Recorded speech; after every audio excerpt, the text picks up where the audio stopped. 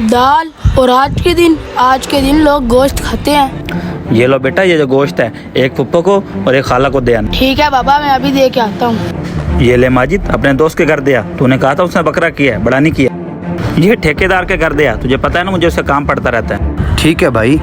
किसान, किधर से आ रहे हो? मेरी मम्मा ने दाल मंगवाई थी, वो लेकर आ रहा हूँ भाई। दाल। और आज के दिन लोग गोश्त खाते हैं। भाई आप ठीक कह रहे हो, पर हम गरीबों को कौन गोश्त देता है? सारे लोग तो अपने रिश्तेदारों को गोश्त देते हैं। आज ईद के दिन भी हमको दाल खा के गुजारा करना पड़ेगा।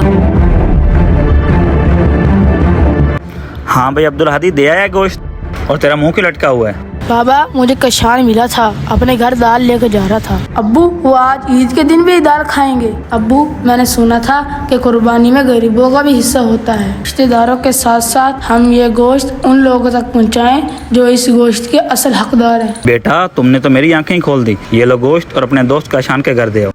उम्मीद करते हैं कि हमारा ये छोटा सा मैसेज आपको ज़रूर पसंद आया होगा। अगर पसंद आया हो तो आगे शेयर करें और कमेंट्स में अपनी राय का इजहार करें। वीडियो देखने का शुक्रिया। अल्लाह हाफिज़।